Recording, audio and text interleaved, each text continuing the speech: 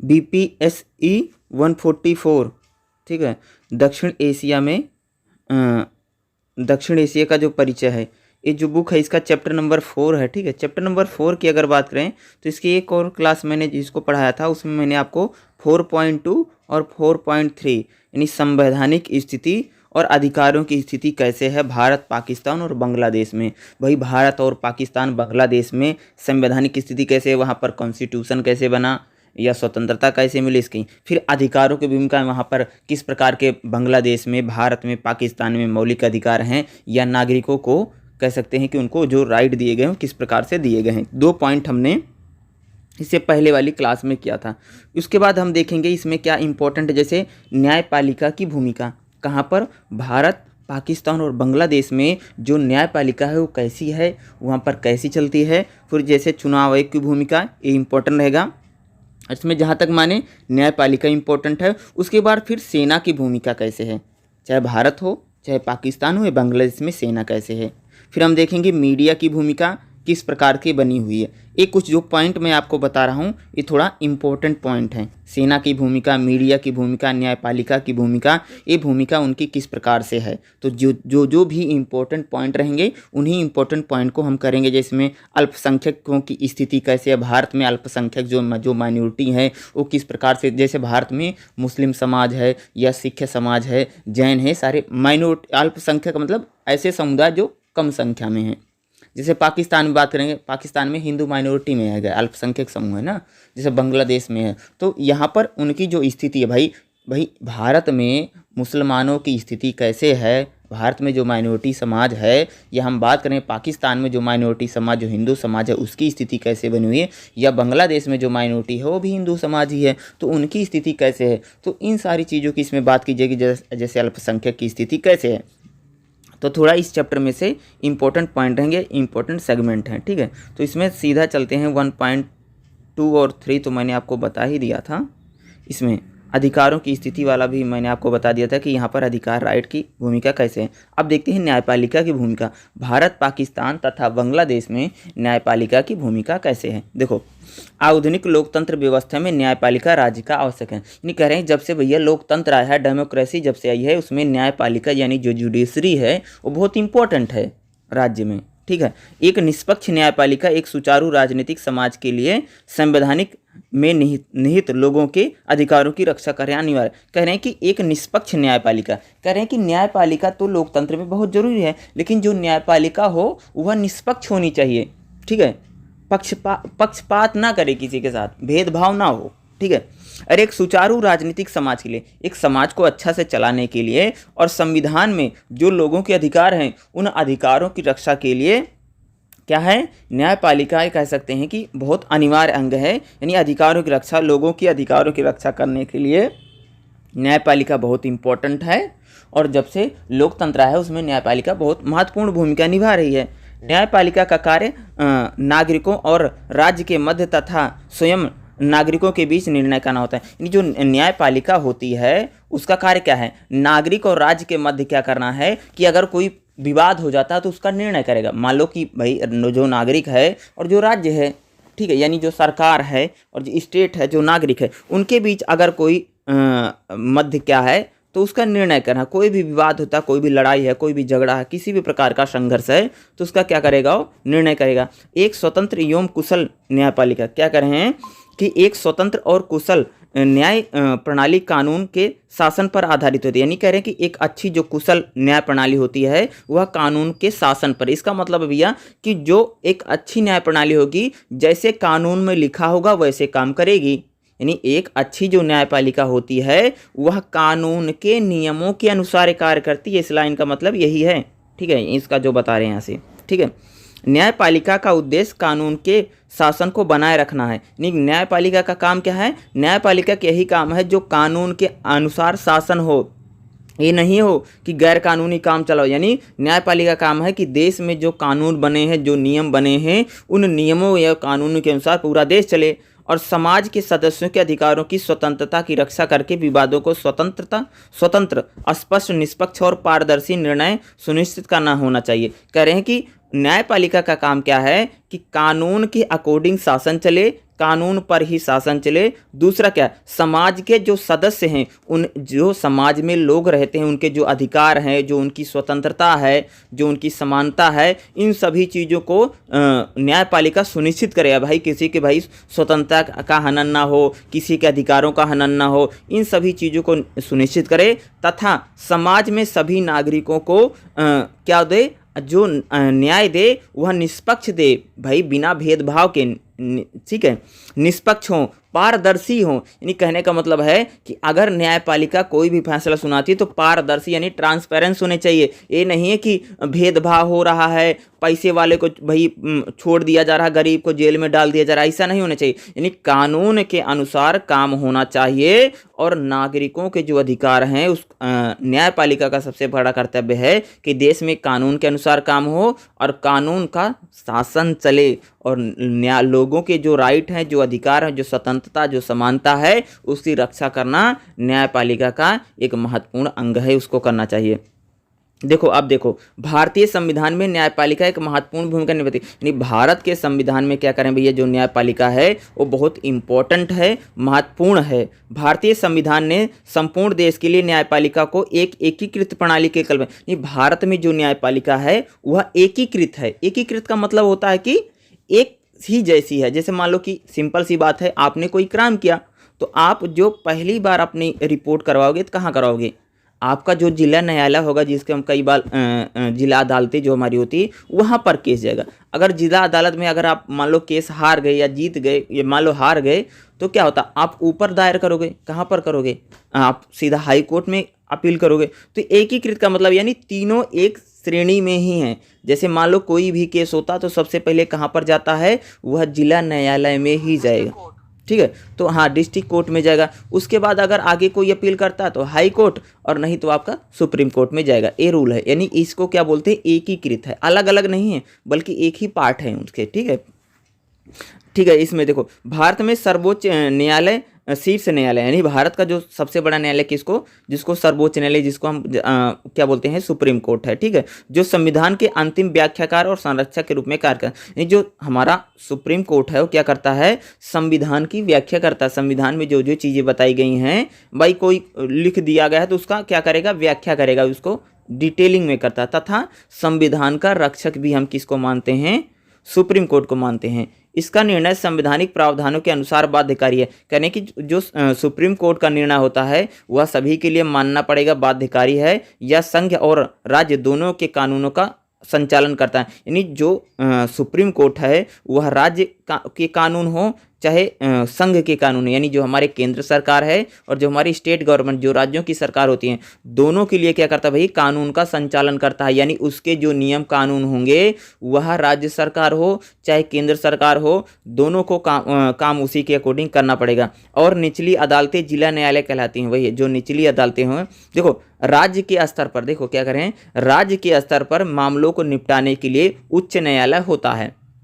देखो केंद्र और राज्य को निर्देश देगा या पूरे देश में शासन लागू करवाने के लिए हमारा क्या होगा, सुप्रीम कोर्ट है। लेकिन राज्य के स्तर पर जो जिस न्यायालय की स्थापना की, राज्य के स्तर पर जो मामले आएंगे उसके लिए उच्च न्यायालय होता है। और निचली अदालतें जो होती हैं वह जिला न्यायालय कहलाती हैं, जो डिस्ट्रिक्ट कोर्ट है। न्याय पंचायत अदालत, ग्राम कचहरी भी भारत में प्राकृतिक न्याय के सिद्धांत पर आधार में जमीनी स्तर पर काम करते हैं। और भी कुछ बहुत सारे अदालतें होती हैं जो छोटी छोटी, आपने देखा होगा, जैसे पंचायत अदालत, पंचायत भी कई बार अदालत के रूप में काम करती है, लेकिन वो इतना ज़्यादा नहीं है। लेकिन मेनली जो अगर आप देखेंगे तो मान लो कि अगर कोई भी केस होता है सबसे पहले वह किसी भी डायरेक्ट, बहुत सारे केस होते हैं डायरेक्ट सुप्रीम कोर्ट में जाते हैं, बहुत सारे।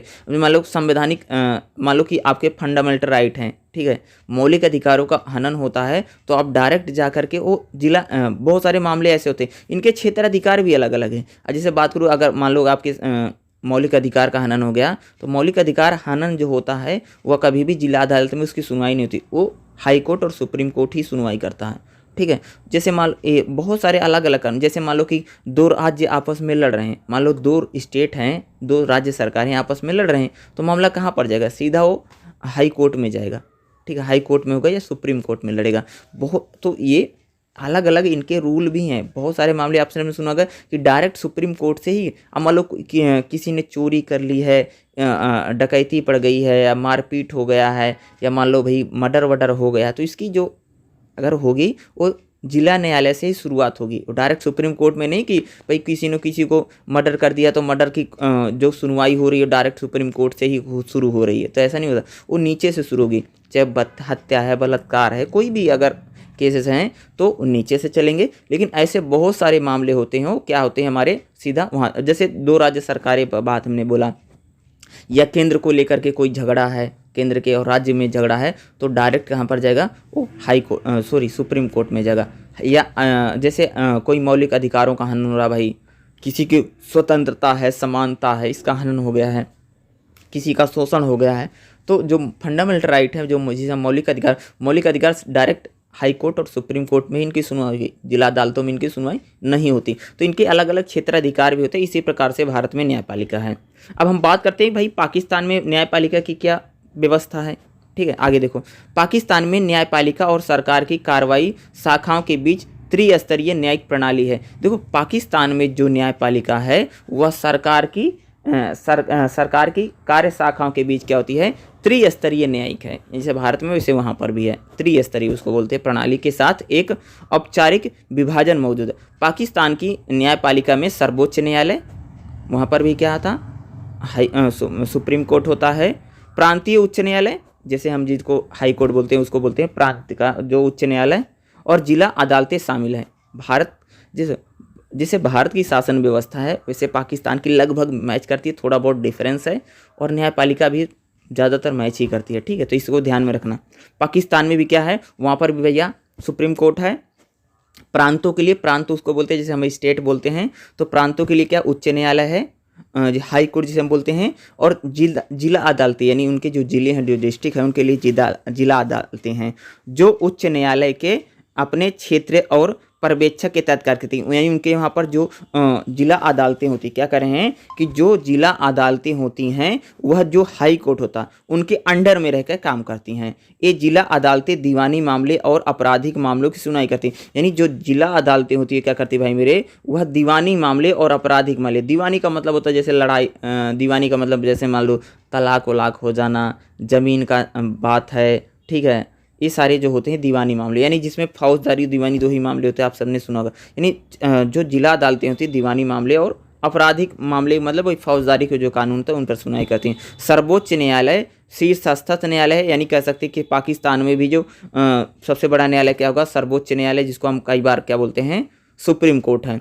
और मूल अपीलीय एवं सलाहकारी क्षेत्राधिकार के साथ अभिलेख न्यायालय का रूप में कार्य करता है। यानी पाकिस्तान में क्या करता है, या जो शीर्ष न्यायालय जो उनका जो कह सकते हैं कि जो सुप्रीम कोर्ट है वह मूल यानी कह सकते हैं कि संविधान का मूल है, और वहाँ पर अपीलीय क्षेत्राधिकार के रूप में क्या करता है, काम करता है। पाकिस्तान की न्यायिक प्रणाली इस्लामिक मूल्यों के प्रति झुकाव है। यानी भैया पाकिस्तान में जो न्याय प्रणाली किसके अकॉर्डिंग चलती है, वह इस्लाम के अकॉर्डिंग चलती है। ठीक है, जो इस्लाम है, जो शरीयत है, उसके तरह काम करती है। पाकिस्तान की न्याय प्रणाली क्या है, यानी पाकिस्तान की जो न्याय प्रणाली है इस्लामिक जो मूल्य हैं, यानी कह सकते हैं जो शरीयत है, या कह सकते हैं जो इस्लाम में जो सुझाव दिए गए हैं उनके प्रति उनकी न्याय प्रणाली का झुकाव है। धार्मिक आयों पर केंद्रित है, यानी पाकिस्तान में जो निर्णय लिए जाते हैं वह संविधान कानून के गुण नहीं बल्कि धार्मिक आयामों पर हैं। ठीक है, शरीयत लागू है। ठीक है, शरीयत के आधार पे इसको यहाँ पर जैसे उन्होंने बोला धार्मिक आयाम, वही शरीयत होता है। उनकी जो किताब होती है इस्लाम में, जो कानून की किताब है, यानी भैया कैसे रहना, कानून क्या रहेगा, उसको शरीयत बोला जाता है। तो क्या कहोगे, पाकिस्तान की जो न्याय प्रणाली है वह इस्लाम के अकॉर्डिंग है, धार्मिक है, धार्मिक आधार पे मामलों की सुनवाई करेगी। इस्लामिक लॉ कोर्ट यानी शरीयत बोला ना, वही इस्लामिक लॉ कोर्ट यानी शरीयत को 1980 में स्थापित फेडरल शरीयत कोर्ट कहा जाता था। यानी 1980 में क्या होता था कि शरीयत कोर्ट बनाया गया था। इस कोर्ट का प्राथमिक उद्देश्य, यानी जो शरीयत कोर्ट है, इस कोर्ट का प्राथमिक उद्देश्य यह है पता लगाना कि संसद द्वारा पारित कानून शरीयत कानून का अनुपालन करते हैं। कह रहे हैं कि जो शरीयत कोर्ट है ये क्या करती भैया कि वहाँ की संसद अगर कोई कानून बनाती है, जो कानून बन रहा है, जैसे मान लो कि पाकिस्तान में कोई कानून बना, भाई संसद ने कानून बना दिया। जो कानून बना है उसको ये शरीयत कोर्ट चेक करेगी कि वह इस्लाम के अनुसार है या इस्लाम के अनुसार नहीं है। इसको चेक करती कौन करता भैया? इस्लामिक लॉ कोर्ट, यानी जिसे हम शरीयत कोर्ट भी कहते हैं, फेडरल शरीयत कोर्ट। ठीक है, क्या बोलेंगे? फेडरल शरीयत कोर्ट इन्हें कहा जाता है। इस कोर्ट का प्राथमिक उद्देश्य यह पता लगाना होता है कि संसद जो द्वारा बनाई, पाकिस्तान की संसद जो कानून बना रही है वो शरीयत के अकॉर्डिंग बना रही है या नहीं, इसका जांच करती है। पाकिस्तान में न्यायपालिका की स्वतंत्रता का कई बार परीक्षण हुआ। नहीं, पाकिस्तान में जो न्यायपालिका है वह स्वतंत्र है या नहीं, इसका कई बार भैया परीक्षण यानी जांच भी हुआ। एक स्वतंत्र राष्ट्र के रूप में इसके गठन के बाद, यानी जब पाकिस्तान का गठन होता है एक स्वतंत्र राष्ट्र के रूप में अगर हम देखें के बाद, ऐसे 3 अवसर आए जब सैन्य तख्ता पलट ने सत्तारूढ़ सरकार को गिरा दिया। यानी पाकिस्तान जब से आज़ाद हुआ है तो ऐसे 3 समय हैं जब वहाँ पर सेना ने जो सरकार, जो पार्टी क्या थी, जो सरकार में थी, जो लोगों ने जिता कर भेजी थी, उसको बदल दिया गया, उसको तख्ता पलट हो गया। ऐसी परिस्थितियों में क्या हुआ? ऐसा जब समय आया भैया तो पाकिस्तान की जो न्यायिक प्रणाली ना केवल गैर संवैधानिक शासन की जांच करने में विफल, यानी कहते हैं कि पाकिस्तान में जब वहाँ पर तख्ता पलट हुआ तो पाकिस्तान की जो न्याय प्रणाली थी वह इसकी जांच करने में भैया विफल रही, सफल नहीं रही, उनको सफलता नहीं मिली, बल्कि अवैध रूप से प्राप्त शक्तियों की पुष्टि का समर्थन भी किया। कह रहे हैं कि जब पाकिस्तान में, ठीक है, जब तख्ता पलट हुआ, जब चुनी हुई सरकारें हटा दी गई और वहाँ पर सेना शासन करने लग गई, तो पाकिस्तान की जो न्यायपालिका है उसकी जांच नहीं कर पाई, उसको हटा नहीं पाई, बल्कि उसकी शक्ति का उसने समर्थन कर दिया। ठीक है, शक्ति के समर्थन का मतलब होता है कि जो तख्ता पलट जिसने किया उसी का पक्ष ले रही थी। ठीक है, राष्ट्रपति परवेज मुशर्रफ की सरकार ने 2007 में यह सुनिश्चित किया कि जिससे राजनीतिक कानून के शासन पर हावी हो गई। जब उन्होंने मुख्य न्यायाधीश और अन्य न्यायाधीशों को परिवर्तित कर दिया, उन्होंने उसकी संवैधानिक वैधता की चुनौती दी थी। कह रहे हैं कि पाकिस्तान में जब परवेज मुशर्रफ सरकार में आए थे 2007 में, जब उन्होंने तख्ता पलट किया, तो जो सरकार थी वह क्या करते हैं, न्यायालय पर हावी हो गई थी। और जो तख्ता पलट जो होने के बाद जो सरकार आई थी, परवेज मुशर्रफ ने क्या मुख्य न्यायाधीश और जितने न्यायाधीश होते हैं उनको उसने क्या करते था, बदल दिया था, दूसरे लोगों को ला करके न्यायाधीश बना दिया और उनकी संवैधानिक चुनौती दी। सैद्धांतिक रूप से पाकिस्तान की न्याय प्रणाली का कार्यकारी शाखा ने स्वतंत्र रूप से संचालित होती है। कह रहे हैं कि सिद्धांत तो है, ये बता रहे हैं कि भाई पाकिस्तान में जो न्यायपालिका है वह सरकार के दबाव में कार्य करती है, पहली बात तो ये। और पाकिस्तान में जब सरकार हटी थी, जब वहाँ पर सेना का शासन आया, सैन्य शासन जब आया, तो वह उस सैन्य शासन को ना तो हटा पाई, ना तो उसकी सही से जांच कर पाई। दूसरा, पाकिस्तान की जो न्यायपालिका हो किसके आधार पर कानून सजा की सुनवाई करती भैया? शरीयत के अनुसार, यानी धार्मिक कानूनों या जो मुस्लिम जो धार्मिक कानून हैं उन कानून के अनुसार क्या करती है, चीज़ों को देखती है। ठीक है, सैद्धांतिक रूप से पाकिस्तान की जो न्याय प्रणाली है वह कार्यकारी शाखा से स्वतंत्र रूप से संचालित है। यानी जो कार्यकारी शाखा है उससे, यानी सिद्धांत के आधार पर देखें तो पाकिस्तान जो है की जो न्यायपालिका है वह स्वतंत्र है, अच्छे से कार्य करती है। हालांकि वास्तविक भिन्नता है, लेकिन रियल में ऐसा है नहीं। यानी बता तो रखा है कि हम भाई कानून के अनुसार हमारी न्यायपालिका कार्य करती है, मामले की सुनवाई करती है, ये तो सिद्धांत से है, लेकिन रियल में ऐसा नहीं है, वास्तविक भिन्न है। क्योंकि सत्ता प्रतिष्ठान न्यायिक शाखा पर महत्वपूर्ण प्रभाव डालता है। यानी कहते हैं जिसकी सरकार होती है ना, वह न्यायपालिका को अपने अनुसार चलाता है। नतीजतन पाकिस्तान की न्याय प्रणाली की क्षमता, निष्पक्षता और विश्वसनीयता के बारे में संदेह। भी ये कह रहे हैं कि पाकिस्तान की जो न्याय प्रणाली है उसकी क्षमता, विश्वसनीयता, निष्पक्षता के बारे में संदेह है। पाकिस्तान में कैसे डाउट के घेरे में है कि यह स्वतंत्र है या स्वतंत्र रूप से कार्य करती है नहीं करती है, इस पर लोगों को बहुत ज़्यादा संदेह है, शक की नज़र से लोग देख रहे हैं। क्योंकि वह कभी भी निष्पक्ष, बिना भेदभाव के जिसकी सरकार रहती है उसके कहने से वो मामलों की सुनवाई कर रही है, उसके कहने से उसके हित में फैसला सुनाती है। हालांकि अदालती कार्रवाई की अवमानना का डर पेशेवर और आम जनता में आमतौर पर न्यायिक प्रणाली को कथित कमजोरियों को उजागर करने से रोकता है। कह रहे हैं कि जो आम जनता होती है, जो आम लोग हैं, ठीक है, वो क्या करते हैं, उनमें तो न्यायपालिका को लेकर के डर है, लेकिन जो बड़े लोग हैं, जो पैसे वाले लोग हैं, जो सरकार है जिनकी जो उसमें है, उनको डराना या उनको करना थोड़ा मुश्किल सा ही हमें नज़र आता है पाकिस्तान की, अगर हम न्यायपालिका की बात करें। और पाकिस्तान की जो न्यायपालिका है वह कभी भी वहाँ पर जो तख्ता पलट होता था, जो चुनी हुई सरकार को लोग आकर के सेना हटा देती थी, खुद शासन करती थी, उन सैन्य सरकारों पर पाकिस्तान का कोर्ट कभी भी कार्रवाई नहीं कर पाया। लोगों के मन में न्यायपालिका को लेकर के डर जरूर है, लेकिन कह सकते हैं कि जो पैसे वाले लोग हैं वह अपने अकॉर्डिंग न्यायपालिका उनके अकॉर्डिंग कार्य करती रहती। जो भी प्रधानमंत्री होता है, जो भी राष्ट्रपति होता है, वह उसके अनुसार ही क्या कर रहे हैं, वह उसके अनुसार ही क्या करती भैया, काम करती रहती है। ठीक है, वो जैसा बोलेगा वैसा काम कर देगी। ठीक है, इसी प्रकार की पाकिस्तान में अगर आप देखेंगे तो चीज़ें चलती रहती हैं। यानी पाकिस्तान की जो न्यायपालिका है वह सरकार के अनुसार कार्य करती है और धार्मिक आधार पे, क्या कैसा हूँ, धार्मिक आधार पे फैसलों को सुनाती है। ठीक है, अब हम बात करेंगे बांग्लादेश। ठीक है, देखो बांग्लादेश के 1972 के संविधान ने सर्वोच्च न्यायालय और अधीनस्थ न्यायपालिका की रचना एवं कार्यों को प्रदान करता है। यानी 1972 में जब बांग्लादेश आज़ाद होता है तब उनका संविधान बनता है, और जब उनका संविधान बनता है तो उसी के अनुसार उनकी न्यायपालिका की संरचना की जाती है और उसका कार्य। 2017 में पृथक्करण के प्रावधानों की घोषणा, अधीनस्थ न्यायपालिका विशेष रूप से न्यायिक मजिस्ट्रेट की अदालतों को कार्यपालिका से अलग कर दिया गया, लेकिन यहाँ प्रभावी पृथक्करण अभी तक नहीं करें कि जो पाकिस्तान में जो न्यायपालिका है वह कार्यपालिका से अलग कर दिया। नहीं कह रहे हैं कि जो पाकिस्तान में जो न्यायपालिका है वह स्वतंत्र नहीं है, बल्कि पाकिस्तान में बांग्लादेश में जब न्यायपालिका बनी थी तो वह कार्यपालिका यानी सरकार के साथ अटैच थी, लेकिन बाद में इसको 2017 में इसको अलग किया गया है। लेकिन अभी तक जो अलग पृथक्करण किया गया है अभी तक वह स्थापित नहीं।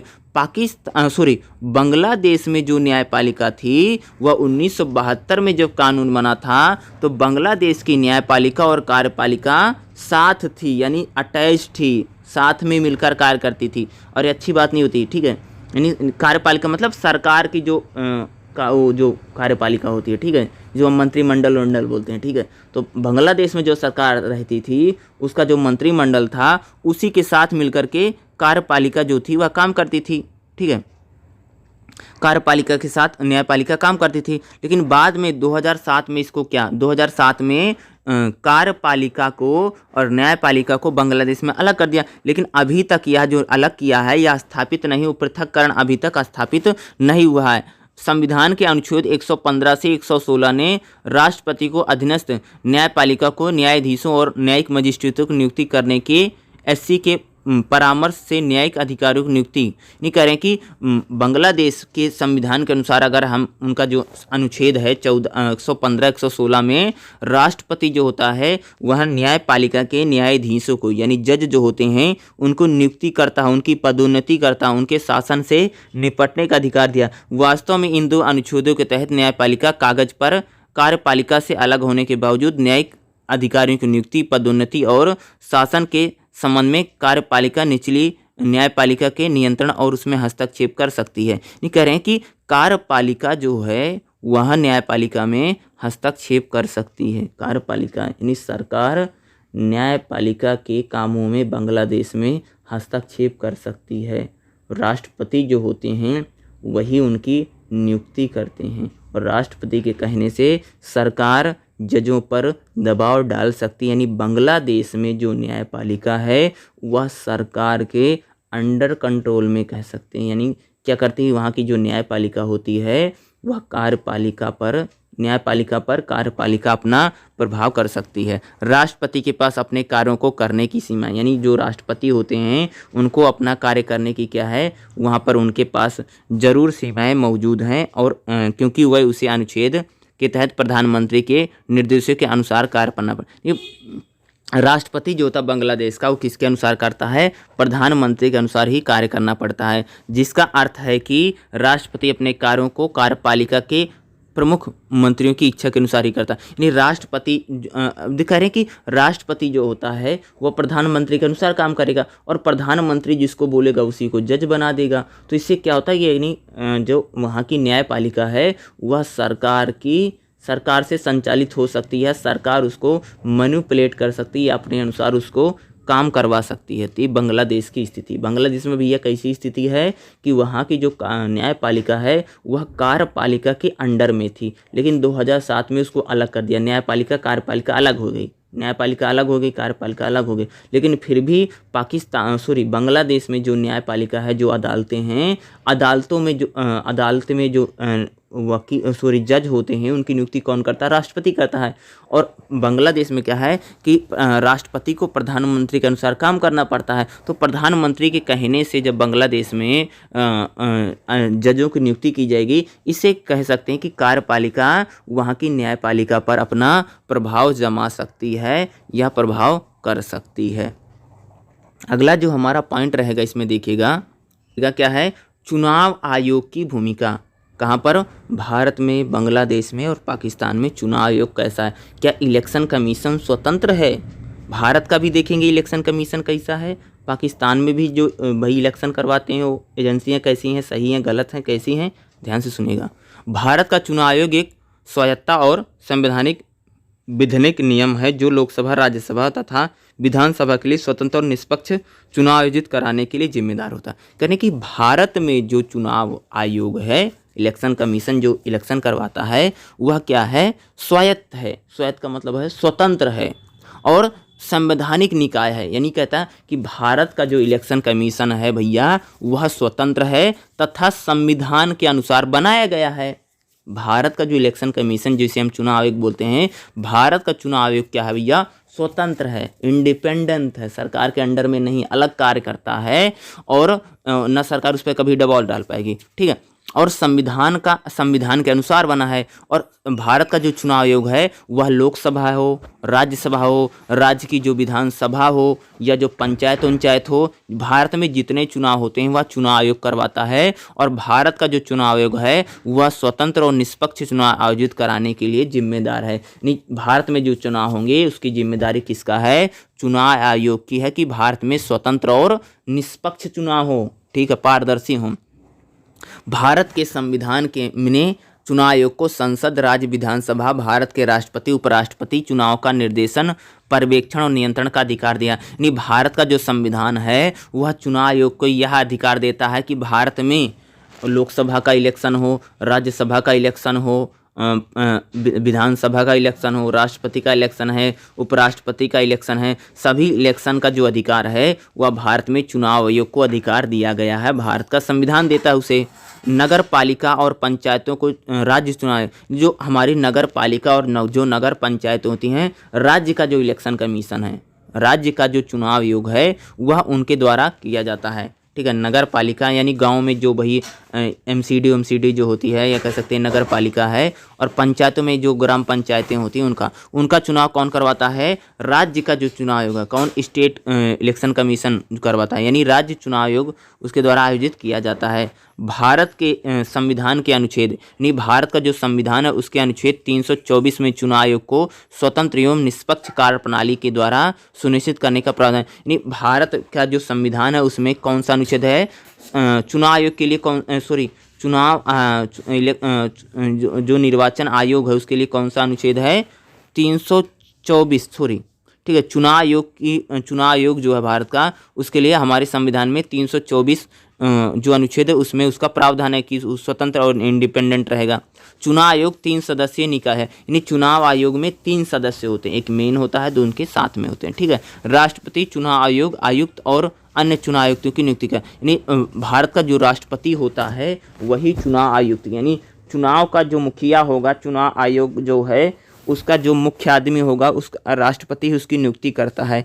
चुनाव आयोग की नियुक्ति राष्ट्रपति के द्वारा होती है। ठीक है, भारत का चुनाव आयोग दुनिया का सबसे व्यापक लोकतंत्र, यानी भारत का जो चुनाव आयोग है वह क्या भैया? सबसे व्यापक लोकतंत्र चुनाव का संचालन स्वतंत्र और पारदर्शी तरीके के लिए जाना जाता है। आपको पता होगा कि भारत एक बहुत बड़ा देश है और हमारा सबसे बड़ा देश है, ठीक है। तो इतने हमारे देश में लोग हैं, फिर भी क्या है, हमारा जो चुनाव आयोग है वह स्वतंत्र, निष्पक्ष और पारदर्शी तरीके से बिना भेदभाव के, स्वतंत्रता और बिना किसी पक्षपात के चुनाव कराने के लिए पूरी दुनिया में जाना जाता है। 2019 में आयोग 2019 में जब लोकसभा के चुनाव होते हैं वह भारत में 17वां आम चुनाव था, जो सबसे बड़ा लोकतांत्रिक आयोजन था, जिसमें रेगिस्तान, पहाड़ों, जंगलों, विधि भौगोलिक इलाकों में 10 लाख मतदान केंद्रों और 61 करोड़ मतदाताओं की भागीदारी देखी गई थी। कह रहे हैं कि जब 2019 में लोकसभा का जब इलेक्शन हो रहा था, ठीक है, मोदी जी वाला जब इलेक्शन हो रहा था 2019 में भैया, तो वो कौन सा था, भारत में 17वां आम चुनाव था, यानी 17वीं बार लोकसभा के इलेक्शन हो रहे थे। कब? 2019 में। और उस समय क्या था कि भारत में अलग अलग भौगोलिक स्थिति है, कश्मीर में भैया अलग है, कहीं पर पहाड़ है, कहीं पर जंगल है, फिर भी हर जगह पर मतदान केंद्र बनाया इलेक्शन कमीशन ने।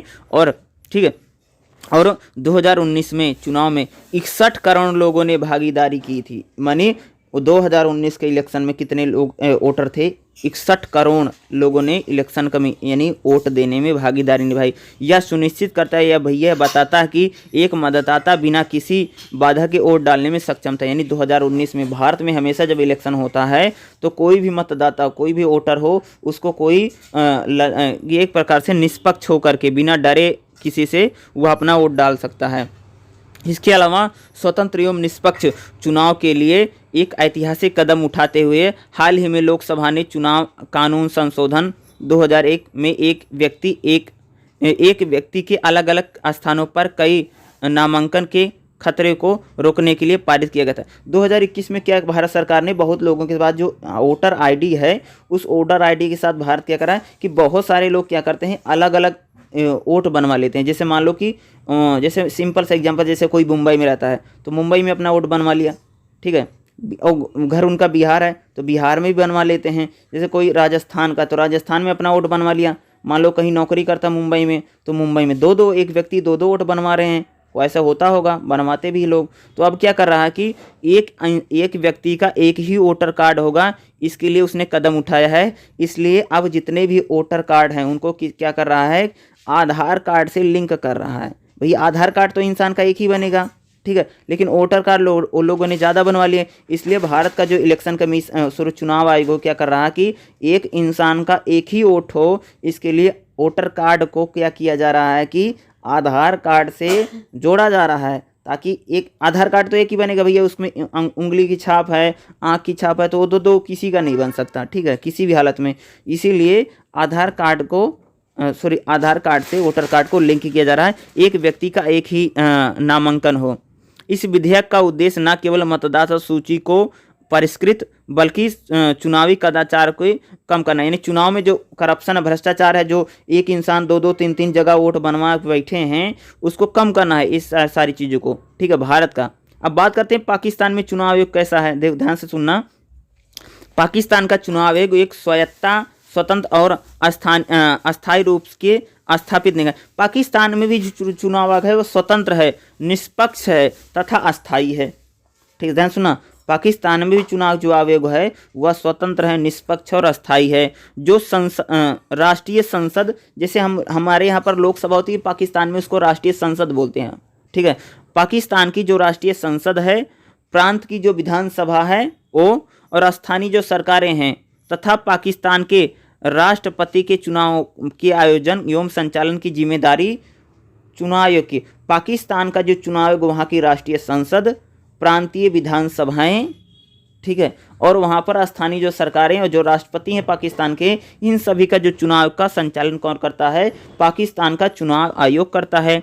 आयोग अपने कार्य करता है और देश भर में आम चुनाव साथ ही क्या करें, आयोग अपना कार्य करता है और देश भर में आम चुनाव साथ ही चुनाव आयोग द्वारा तय किए गए उपचुनावों को आयोजित करता है। नहीं करें कि पाकिस्तान का भैया जो चुनाव आयोग है, जब पूरे देश पाकिस्तान में चुनाव होते तो वह चुनाव करवाता है और उपचुनाव भी वही करवाता है। लेकिन आयोग अपनी रचनात्मक अक्षमता के कारण विश्वसनीय की कमी से ग्रस्त है, जो देश की राजनीतिक फंडिंग के प्रभावकारी निगरानी एवं नियंत्रण, बूथ कैप्चरिंग, जबरन कब्जा और मतदाताओं को कम मतदान किए जाने के मुद्दों पर जांच में निहित है। ये कह रहे हैं कि पाकिस्तान में जो चुनाव आयोग है वह तो स्वतंत्र है, निष्पक्ष है, लेकिन पाकिस्तान के चुनाव आयोग पर हमेशा आरोप लगते रहे। पाकिस्तान में बूथ कैप्चर कर लेना, बूथ कैप्चरिंग का मतलब होता है कि जबरन कब्जा कर लेना बूथ पर जा करके, ठीक है, और वहां पर राजनीतिक फंडिंग हो रही है, ठीक है, वहां की राजनीतिक पार्टियां आतंकवादियों से पैसा ले रही हैं, या पाकिस्तान का जो चुनाव आयोग है वह अक्षमता है, वो सही से चुनाव जो आयोजित होने चाहिए, निष्पक्ष चुनाव आयोजित करवाने में सफल नहीं हो पा रहा है, बल्कि उस पर कई प्रकार के आरोप लगते हैं कि वो बूथ कैप्चरिंग पर या जैसे उसको निगरानी के चाहिए, जैसे नियंत्रण करना चाहिए, पाकिस्तान का चुनाव उस प्रकार से नियंत्रण नहीं कर पा रहा। पाकिस्तान में लगातार बूथ कैप्चर कर लेना या चुनाव में लोगों को मैनिपुलेट कर लेना या वोट ना देना, उनके वोट खुद ही जा करके दे देना, इस प्रकार के आरोप उस पर लगातार लगते रहे। पाकिस्तान में 5 सदस्यीय चुनाव आयोग का चयन करना है। देखो हमारे यहाँ पर तो 3 सदस्यीय चुनाव आयोग, पाकिस्तान में कितना है, 5 सदस्य होते हैं चुनाव आयोग में, 5 मेन आदमी हैं, जो प्रधानमंत्री और पाकिस्तान के विपक्षी दलों की आम सहमति के कमी के कारण एक चुनौती है। करें कि पाकिस्तान में जो चुनाव आयोग है उसका चयन क्या होता है, 5 सदस्यीय होता है, 5 सदस्य चुने जाते हैं चुनाव आयोग में, और पाकिस्तान का जो चुनाव आयोग का जो चुनाव होगा या जिसको चुना जाएगा वह पाकिस्तान का जो प्रधानमंत्री होगा और पाकिस्तान में विपक्ष दलों का जो नेता होगा उसके दोनों को मिल के चुनना होता है। लेकिन हमेशा पाकिस्तान का जो प्रधानमंत्री है और जो विपक्ष में सरकार रहती है वो हमेशा लड़ती रहती है, इसलिए जल्दी से सहमति वहाँ पर भैया नहीं बन पाती है। चुनाव आयोग तो बिल्कुल निष्पक्ष है, भारत की तरह उन्होंने कॉपी कर रखा है पाकिस्तान ने ज़्यादातर चीज़ों को, चुनाव आयोग में भी उन्होंने वैसे ही कॉपी कर रखा, थोड़ा बहुत फेरबदल किया है, लेकिन स्वतंत्र और निष्पक्ष चुनाव कराने में पाकिस्तान कभी भी कामयाब नहीं हो पा रहा है। हर बार वहाँ पर बूथ कैप्चरिंग, फंडिंग, इस प्रकार के आरोप लगते रहे हैं। बांग्लादेश की बात करते हैं। बांग्लादेश का चुनाव आयोग एक स्वतंत्र संवैधानिक निकाय है। बांग्लादेश का जो चुनाव आयोग है वह स्वतंत्र है, संवैधानिक निकाय है, जो स्वतंत्र एवं निष्पक्ष तरीके से एक बांग्लादेश का जो चुनाव आयोग है भैया स्वतंत्र और निष्पक्ष तरीके से क्या करता है, चुनाव करवाता है। बांग्लादेश के संविधान का अनुच्छेद 118 में राष्ट्रपति और संसद के चुनाव के लिए मतदाता सूची तैयार करना, निर्देशन और नियंत्रण के लिए एक चुनाव आयोग की स्थापना का प्रावधान है। यानी बांग्लादेश का जो संविधान है उसमें संविधान के अनुच्छेद 118 में बताया गया कि राष्ट्रपति, बांग्लादेश का जो चुनाव होगा वह राष्ट्रपति के लिए और क्या करता है, राष्ट्रपति के लिए चुनाव करवाता है, ठीक है, राष्ट्रपति के लिए चुनाव करवाता है बांग्लादेश का, और संसद के लिए, बांग्लादेश की संसद के लिए और राष्ट्रपति के लिए बांग्लादेश का चुनाव क्या करवाता है, चुनाव करवाता है, उसका निर्देशन करेगा, उसको नियंत्रण करता है, इसके लिए उसकी स्थापना की गई है। राष्ट्रपति, मुख्य चुनाव आयुक्त और अन्य चुनाव आयुक्त के, बांग्लादेश में भी जो राष्ट्रपति होता है वह चुनाव आयुक्त, जो चुनाव का मुखिया होगा उसकी नियुक्ति करता है। जो अन्य चुनाव आयुक्त होते हैं उनकी भी नियुक्ति कौन करता है, बांग्लादेश का राष्ट्रपति ही करेगा। हाल ही में बांग्लादेश के चुनाव आयोग की वहाँ के नागरिकों ने भारी आलोचना की है, यानी अभी कुछ समय पहले ही बांग्लादेश का जो चुनाव आयोग है उस पर कई आरोप लगे हैं और बांग्लादेश के नागरिकों ने बांग्लादेश के चुनाव आयोग की बहुत आलोचना की है, ठीक है, क्योंकि चुनाव से पहले चुनाव के दिन विपक्षी पार्टियों के सदस्यों पर हमले हुए। बांग्लादेश में जब भैया चुनाव हो रहा था उस टाइम क्या था कि जो विपक्षी दल थे उनके लोगों पर क्या होते हैं, हमले होते हैं। चुनाव के मतदान में धांधली के आरोप लगे, ठीक है, चुनाव से संबंधित अधिकारियों द्वारा पक्षपातपूर्ण, यानी चुनाव के जो इलेक्शन के जो अधिकारी होते हैं उन्होंने क्या किया, पक्षपातपूर्ण व्यवहार किया। इस प्रकार के बांग्लादेश का जो चुनाव आयोग है उस पर आरोप लग चुके हैं, ठीक है। तो हमने चुनाव की बात, अब हम बात करेंगे सेना की भूमिका कैसे है, ठीक है। अगला जो पॉइंट रहेगा सेना की भूमिका, ठीक है। और सेना की भूमिका में आप सभी लोगों को पाकिस्तान में सेना की भूमिका के तो थोड़ा ध्यान दीजिएगा। सेना वहाँ पर क्यों इतना ज़्यादा एक्टिव दिखाई देती है, सेना इतना, क्योंकि संविधान में ऐसा क्या है कि पाकिस्तान की जो सेना है उसको विशेष रुतबा या विशेष, या कह सकते हैं या विशेष समर्थन क्यों पाकिस्तान में हासिल है, या इतनी ज़्यादा मुखर क्यों सेना रहती पाकिस्तान में, अभी आपको पता चलेगा, ठीक है। देखिए सेना की भूमिका भारत, पाकिस्तान और बांग्लादेश में, देखो राजनीति में सेना का हस्तक्षेप का अध्ययन गहन अकादमी संवाद का विषय रहा। कह रहे हैं कि राजनीति में, हेलो की भूमिका, देखो कह रहे हैं कि राजनीति में सेना का जो हस्तक्षेप है, सेना की जो भूमिका है, इस पर बहुत लंबा गहन अध्ययन करने की बहुत ज़्यादा ज़रूरत है और हमेशा एक गहन का विषय बना रहा। राजनीति में सेना की भागीदारी कमज़ोर लोकतंत्र व्यवस्था का लक्ष्य है। कहते हैं कि अगर राजनीति में सेना की भागीदारी दिखाई देती है तो यह जो लोकतंत्र है उसको कमज़ोर करती नजर आएगी। यानी कह रहे हैं कि अगर डेमोक्रेसी अगर आपके पास है और सेना बहुत ज़्यादा एक्टिव अगर राजनीति में हो रही है तो एक कमज़ोर लोकतंत्र की निशानी है भैया। उत्तर उपनिवेशवाद भारत में नागरिक सैन्य संबंधों अन्य देशों के लिए एक आदर्श उदाहरण। नहीं, कहते हैं कि जब उत्तर उपनिवेशिक काल है, यानी जब भैया हमारे लोगों को अंग्रेज छोड़कर चले गए, जब हमारा देश आज़ाद हुआ और पूरी दुनिया सेकंड वर्ल्ड वॉर के बाद आज़ाद हुई, लगभग उपनिवेशों से आज़ाद हुई, कॉलोनिज्म से, तो क्या होता कि भारत में जो रहा, भारत की सेना, भारत में नागरिक जो सैन्य संबंध रहे वह एक आदर्श उदाहरण रहे। यहाँ राजनीतिक व्यवस्था के लिए किसी भी खतरे के बिना सैन्य क्षमता में उल्लेखनीय वृद्धि हुई। यानी भारत की जो सेना थी या राजनीतिक बात करें उसमें सेना कभी भी खतरा नहीं बनी या उल्लेखनीय वृद्धि हुई। भारतीय सेना अराजनीतिक है, यानी भारत की जो सेना है वह कभी भी राजनीति नहीं करती है, अराजनीतिक है, ठीक है। यानी भारत के संविधान में सेना को अलग रखा गया है, सेना कभी भी राजनीति में कोई भी हस्तक्षेप नहीं करेगी, इसको रखा गया, अराजनीतिक बना गया, जिसकी वफादारी किसी व्यक्ति के प्रति नहीं है बल्कि भारत के संविधान के प्रति होगी। यानी भारत की जो आर्मी होगी उसकी जो जिम्मेदारी है, उसकी जो रिस्पॉन्सिबिलिटी है वह भारत में किसी व्यक्ति के प्रति नहीं होगी बल्कि भारत का जो संविधान है उसके प्रति है, जिसका प्रतिरूपण राष्ट्रपति में, यानी सेना जो है वो किसको इन्फॉर्म करेगी, वह राष्ट्रपति को करेगी, यानी स्टेट को करेगी, नॉट ए गवर्नमेंट। यानी सेना किसके अंडर में है, सेना सरकार, आप तो सरकार लोग कहते जरूर हैं, लेकिन अगर हम देखें तो सेना की जो सारी कमांड है किसके अंडर में आती है, वह राष्ट्रपति के अंडर में। यानी भारतीय सेना अराजनीतिक है, कभी राजनीति नहीं करती है, जो क्या है उसकी वफादारी किसी व्यक्ति में नहीं बल्कि संविधान के प्रति है और भारत के संविधान के प्रति है, जिसका प्रतिरूपण राष्ट्रपति, यानी भारत का जो राष्ट्रपति होगा वही सेना को क्या कहते हैं, आदेश देगा या जो सशस्त्र बलों के सर्वोच्च कमांडर है।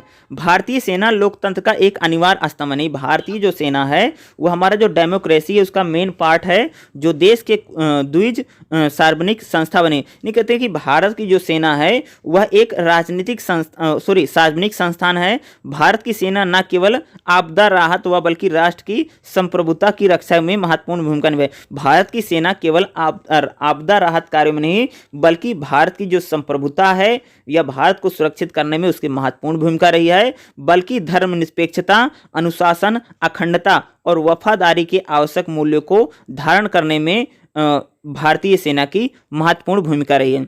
भारतीय सेना कभी भी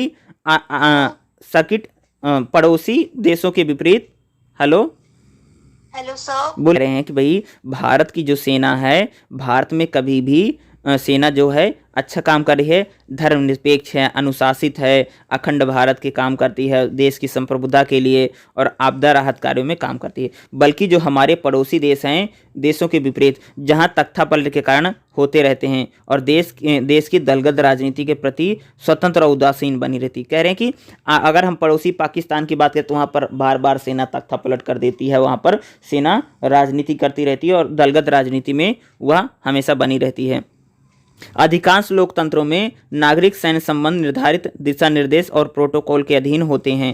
कह रहे कि अधिकांश, अगर हम लोकतंत्र या डेमोक्रेटिक देशों को देखें तो सेना और जो सेना होती है उसके जो दिशा निर्देश हैं, प्रोटोकॉल हैं, जिसमें सशस्त्र बल कार्यपालिका के प्रति उत्तरदायी हैं। पाकिस्तान के मिश्रित लोकतंत्र हैं। पाकिस्तान में कैसा लोकतंत्र है, मिक्स्ड डेमोक्रेसी है, ठीक है।